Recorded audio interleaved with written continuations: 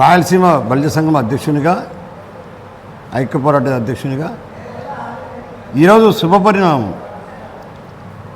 ఎందుకంటే రాయలసీమ బలిజలలో చాలా బాధపడుతూ తెలుగుదేశం పార్టీలో గౌరవం దక్కలేదని చెప్పి చాలా బాధపడుతున్న సమస్య సందర్భంలో ఈరోజు మా బాలిశెట్టి హరిప్రసాద్ గారికి ఈరోజు రాష్ట్ర జాతీయ అధ్యక్షునిగా, ఉపాధ్యక్షునిగా ఇవ్వడం చాలా శుభపరిణామము. బలిజలలో చాలా అసంతృప్తి ఉంది. మీ ద్వారా, మీ మీడియా ద్వారా రాయలసీమ బలిజలను దగ్గర పెట్టుకుంటే నెక్స్ట్ 29లో చాలా మళ్ళీ సీట్లు అదే పాత విధంగానే జరుగుతాయి అని మేము ఆశాభావం వ్యక్తం చేస్తున్నాం.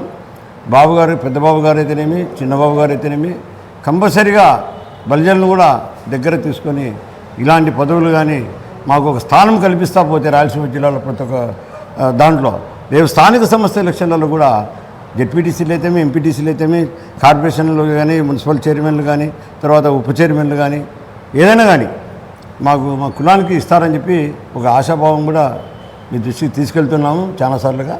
ఈరోజు హరిప్రసాద్ గారికి కూడా మాకు కూడా హరిప్రసాద్ కూడా మీ గారికి కూడా మీ ద్వారా అభినందనలు, శుభాకాంక్షలు తెలుపుతూ, అలాగే ప్రభుత్వం మమ్మల్ని మా బలిజ సామాజిక వర్గాన్ని అంతా ఎమ్మెల్యేలు కూడా ప్రతి ఒక్క ఎమ్మెల్యే దగ్గర తీసుకొని మాకు న్యాయం చేయగలిగితే కంపల్సరీగా 29లో ఖచ్చితంగా ఎన్ని సీట్లు వచ్చినాయో దానికన్నా ఇంకా 2 సీట్లు ఎక్కువ వచ్చేటట్లు మేము కూడా స్వయంగా తిరుగుదామని చెప్పి కూడా అనుకున్నాము. ఈ విషయంగా ప్రభుత్వం దృష్టి కూడా మీ ద్వారా తీసుకెళ్తున్నాము. రాయలసీమ బలిజ సంక్షేమ ఐక్య పోరాట సమితి అధ్యక్షునిగా 28 ఏళ్ళగా కులంలో తిరుగుతూ మెరాల వెంకట్రావు గారితో సన్నిహితంగా, పిల్లగారి వెంకటేశ్వరరావు గారితో సన్నిహితంగా, తర్వాత నారాయణ స్వామి గారికి కూడా రాష్ట్రానికి నేను పరిచయం చేసిన వ్యక్తిగా, తర్వాత ఆ విధంగా మొత్తం ఈ రోజు కూడా జొన్న రొట్టె పప్పుని ₹1 రొట్టె పప్పు పెట్టి ప్రజలకు సర్వీస్ చేసిన వ్యక్తిగా నా సలహాలు కూడా చాలా పగడ్బందీగా ఉండేటట్లుంటాయి. మీరు ఇవన్నీ దృష్టిలో పెట్టుకొని మా కులాన్ని కూడా దగ్గర పెట్టుకుంటారని ఆలోచన చేస్తూ ఆశాభావం వ్యక్తం చేస్తున్నాను. రాయలసీమ జిల్లాలలో కడప తర్వాత చిత్తూరు జిల్లాలో ఉన్న బలిజలకు ఎక్కువ ప్రాధాన్యత ఎమ్మెల్యేగా గెలిచేవారు గతంలో. కర్నూలు జిల్లాలో పట్టించుకోలేదు. తర్వాత అనంతపురం జిల్లాలో పట్టినట్లున్నారు.